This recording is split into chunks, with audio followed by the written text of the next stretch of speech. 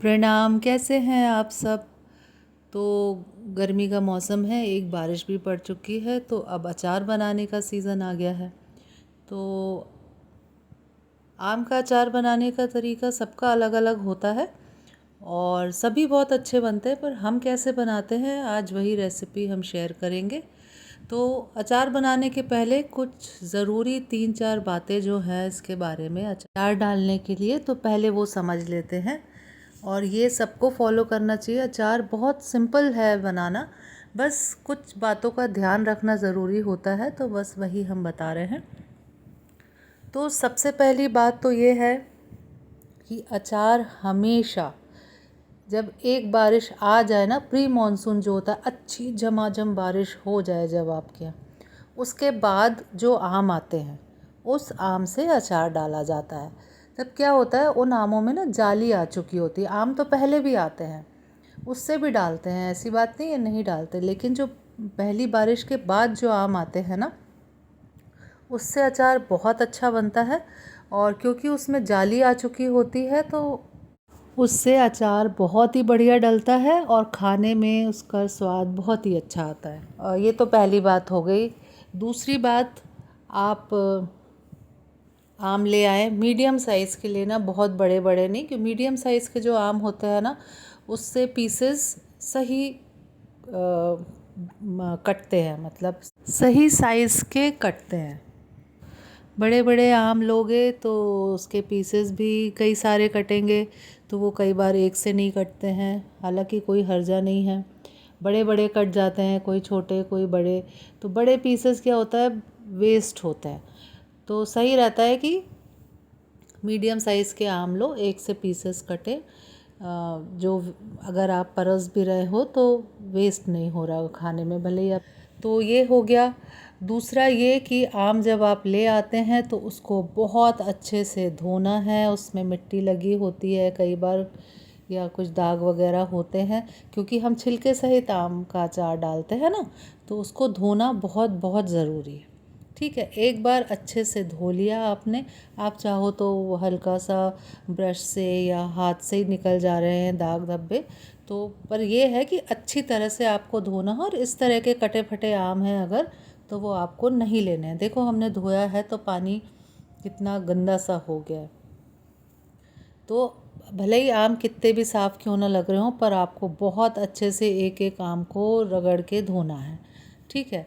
अब इसके बाद जो तीसरा पॉइंट ये है कि इन आमों को, जितने भी आम का आपको अचार बनाना है, उसको आप अच्छे खुले बड़े बर्तन में, बाल्टी में, बड़े गमले में, जिसमें चाहे, खुला पानी में अच्छी तरह से भिगो दे, कम से कम 2 घंटे के लिए।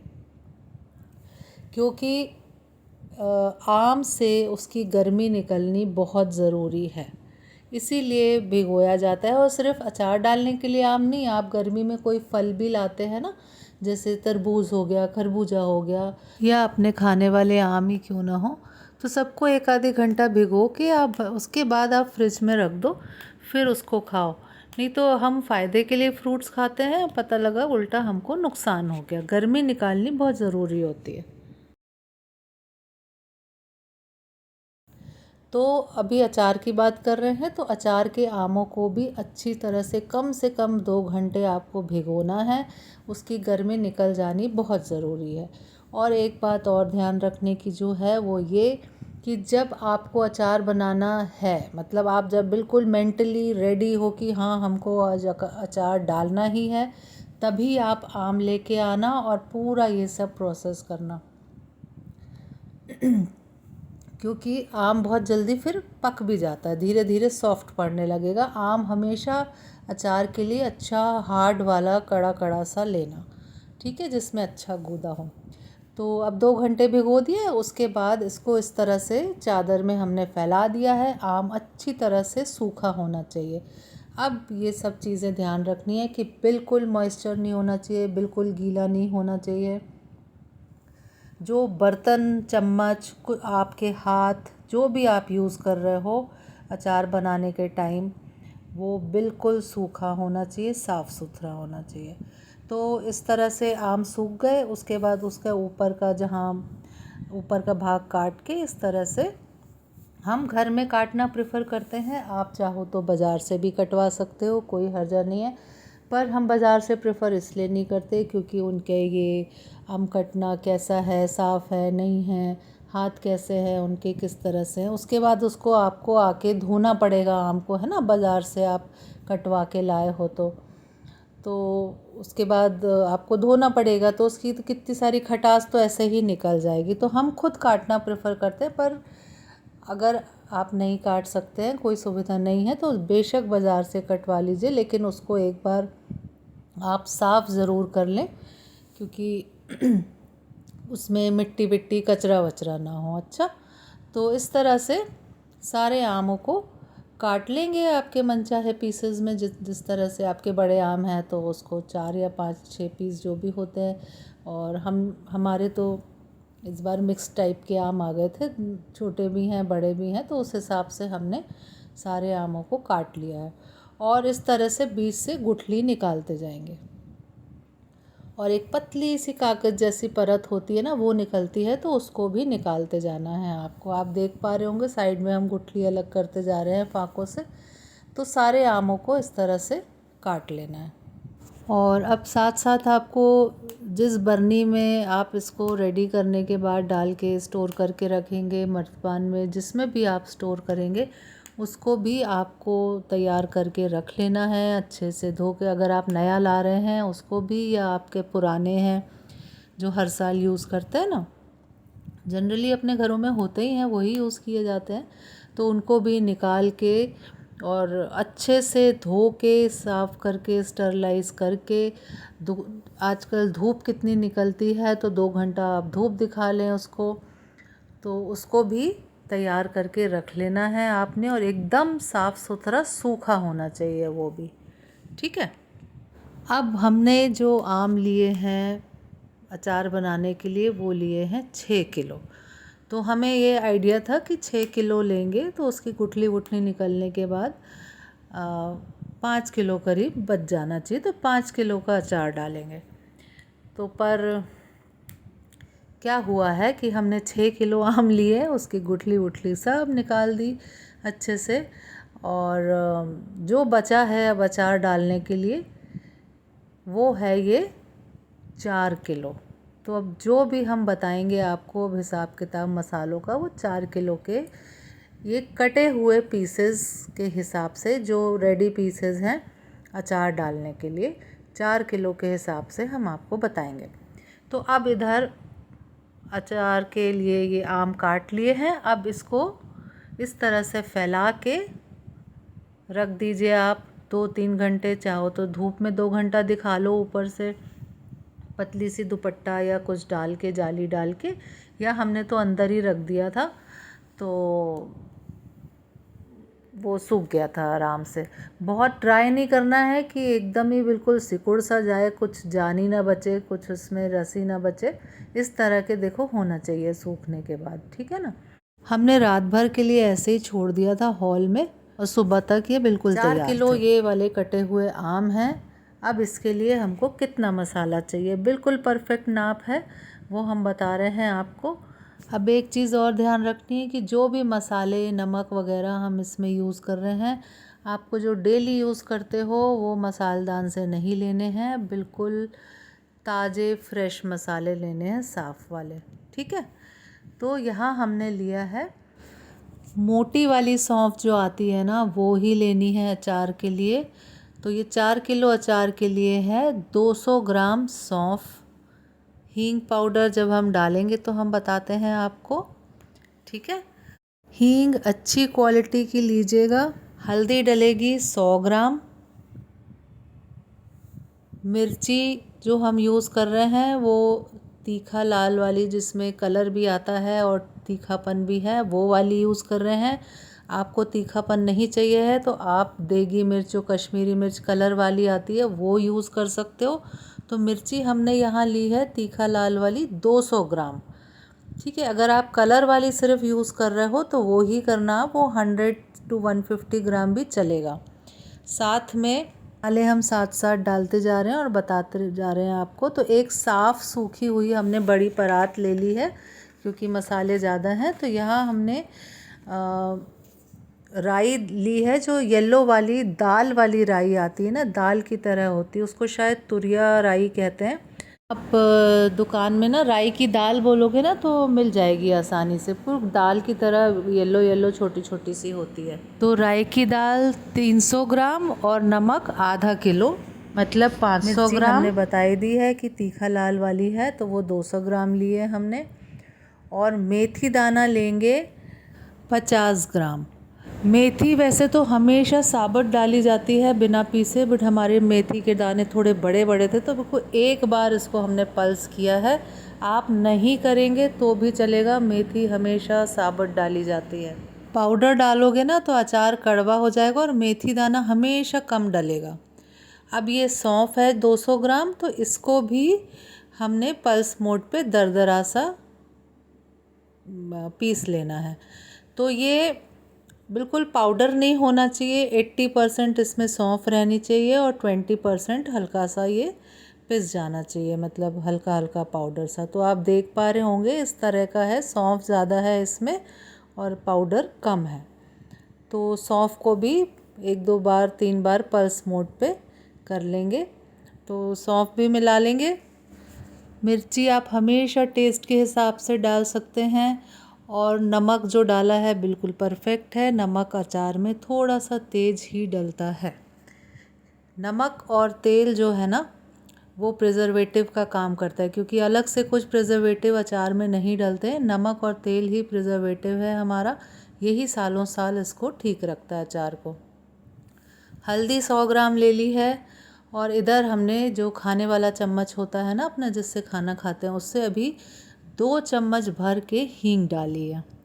ठीक है, अब इन मसालों को अच्छे से मिक्स कर लो। पहले बढ़िया से मिक्स कर लेंगे सारे मसाले और बिल्कुल परफेक्ट नाप है ये। आप बिल्कुल इसी नाप से आप बनाओगे ना तो बिल्कुल परफेक्ट बनेगा, कुछ भी आपको सोचने की ज़रूरत नहीं है। इधर मसाले हमने मिक्स कर लिए थे और टेस्ट किया था, आप भी टेस्ट कर सकते हो। तो हींग हल्की हमको कम लगी थी तो हमने 1 चम्मच हींग और डाली है। तो टोटल जो अपना खाने वाला चम्मच होता है उससे नाप के टोटल 3 चम्मच हींग हमने यूज़ करी है इतने अचार में। अब ये 1 लीटर की बॉटल है सरसों के तेल की, तेल भी अच्छा वाला लीजिएगा। उसको हम ऐसे ही अभी कच्चा मिला दे रहे हैं मसाले में। तो ये करीब आधा लीटर के करीब हमने तेल मिला दिया है इसमें, मतलब मसाला अच्छे से तेल से भीग जाए इतना आपको तेल डाल लेना है। पूरा एक साथ नहीं डालना है 1 किलो 1 लीटर, मतलब बस जितना मसाला अच्छे से भीग जाए उतना तेल डाल के ना मसाले को अच्छे से मिक्स कर लो, बिल्कुल सूखा ना रहे, अच्छे से मिक्स कर लो। अभी आधा ही तेल यूज़ हुआ है, बाकी का आधा बाद में यूज़ करेंगे जब अचार बरनी में भरेंगे। तो पूरे अचार बनाने में 1 लीटर तेल यूज़ हुआ है, उससे ज़्यादा नहीं। तो अब हिसाब से, अपने हिसाब से हमने इसमें तेल डाल लिया है जितना हमें ठीक लग रहा है, और आप भी अपने हिसाब से डाल सकते हो। 1 लीटर की बॉटल सफिशेंट है, मतलब कुछ ऐसे ज़्यादा या कम नहीं होगा, ठीक है ना। तो आप तेल डाल लें इसमें और मिक्स करके इसको अभी हम ढाँक के रख देंगे आधे पौने घंटे के लिए। बस हवा ना लगे इसको, अच्छे से आप ढाँक दो। इस तरह से हमने ढाँक दिया है। अब आधे पौने घंटे बाद आप देखना जो सूखा सूखा मसाला था ना, ये धीरे धीरे इसने देखो सॉफ्ट सा हो गया, मतलब तेल इसमें हल्का हल्का रिलीज़ होने लग गया। तो मसाले में अच्छे से तेल हो चुका है, मतलब मसाला अच्छे से तेल से भीग चुका है। अब इसमें थोड़े थोड़े करके जो आम के पीसेस थे ना सुखा के जो रखे थे हमने, वो मिलाते जाएंगे। एक साथ पूरा ना डालें क्योंकि अचार ज़्यादा है तो फिर ठीक से मिक्स नहीं होगा। थोड़ा थोड़ा करके मसाला मिक्स करते जाओ और फिर इसी तरह से जैसे अभी हमने थोड़ा सा डाला, अब इसको मिक्स कर लेंगे, फिर थोड़ा और डालेंगे, फिर मिक्स कर लेंगे, फिर धीरे ऐसे करके सारे आम को मसाले में अच्छे से लपेट लेंगे, मतलब हर एक पीस पे आम के मसाला लग जाना चाहिए।